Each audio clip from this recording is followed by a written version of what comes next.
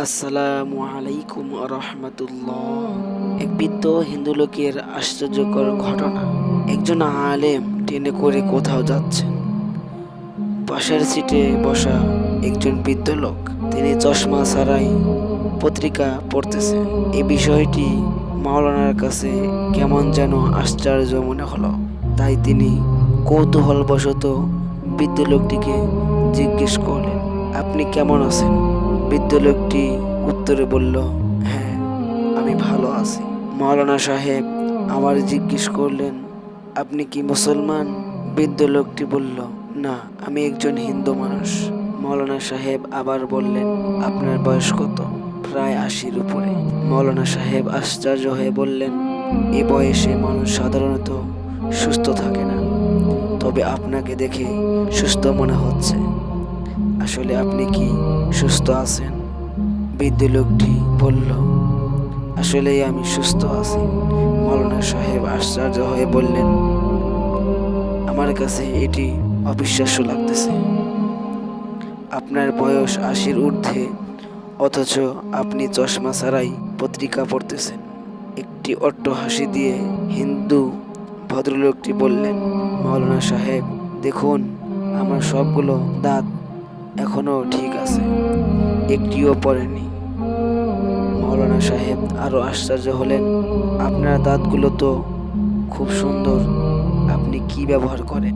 বৃদ্ধ লোকটি বললেন, মাওলানা সাহেব, আমার দাঁতগুলো এবং চোখের দৃষ্টিশক্তি মজবুত থাকার কারণ যদি শোনেন, আপনি আরো আশ্চর্য হয়ে যাবেন। এ কথা বলে বৃদ্ধ লোকটি ওপর থেকে একটি ব্যাগ নামালেন। তার ব্যাগ থেকে একটি গাছের ডাল বের করে বললেন, এই দেখুন, আমার সুস্থ থাকার ঔষধ। মাওলানা সাহেব আশ্চর্য হয়ে বললেন, এটা তো কোনো সাধারণ ডাল নয়, এটা তো আমাদের রাসূলুল্লাহ সাল্লাল্লাহু আলাইহি ওয়াসাল্লাম 1400 বছর পূর্বে এই মিসওয়াক দ্বারা দাঁত পরিষ্কার করেছেন। এই মিসওয়াক দ্বারা যে চোখ, দাঁত, শরীর সুস্থ থাকে, আপনি কিভাবে জানেন? বৃদ্ধ লোকটি বললেন, আমার ছোট থেকেই বিভিন্ন রকম বই পুস্তক পড়ার অভ্যাস আছে। আজ থেকে 50 বছর আগে মুসলমানদের একটি ধর্মীয় বই আমার হাতে পড়ে। বইটি লিখেছেন একজন মাওলানা সাহেব। বইটির মধ্যে মিসওয়াকের উপকারিতা সম্পর্কিত অনেক সুন্দর লেখা ছিল, যা পড়ে আমার মনের মধ্যে দৃঢ় বিশ্বাস হলো। তাই ওই দিন থেকে আজ 50 বছর যাবৎ মিসওয়াক করে আসছি, আর আমার দৃঢ় বিশ্বাস হয় এর উসিলায় আমি সুস্থ সবল আছি। মাওলানা সাহেব তখন চিৎকার দিয়ে বললেন, সুবহানাল্লাহ! একজন হিন্দু মানুষ যদি মিসওয়াকের মাধ্যমে এত উপকার পেতে পারে, আমরা পাবো না কেন? এক হাদিসে এসেছে, রাসূলুল্লাহ সাল্লাল্লাহু আলাইহি ওয়াসাল্লাম বলেন, মিসওয়াকের গুরুত্ব আরোপ করতে গিয়ে ইরশাদ করেছেন, আমি যদি উম্মতের ওপর কষ্ট হবার আশঙ্কা না করতাম, তাহলে প্রত্যেক নামাজেই মিসওয়াক করার আদেশ দিতাম। অন্য হাদিসে এসেছে, প্রত্যেক ওযুর সময় আদেশ দিতাম।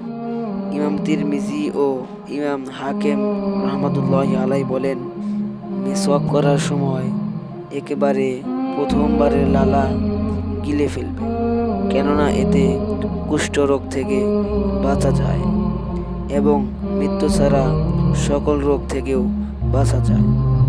তবে প্রথমবারের পর আর গিলবে না, কেননা এতে স্মৃতিশক্তি কমে যায়।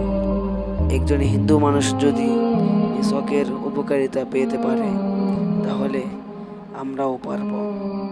আল্লাহ রাব্বুল আলামিন আমাদেরকে প্রত্যেক নামাজের ওয়াক্তে মিসওয়াক করার মতো তৌফিক দান করুন।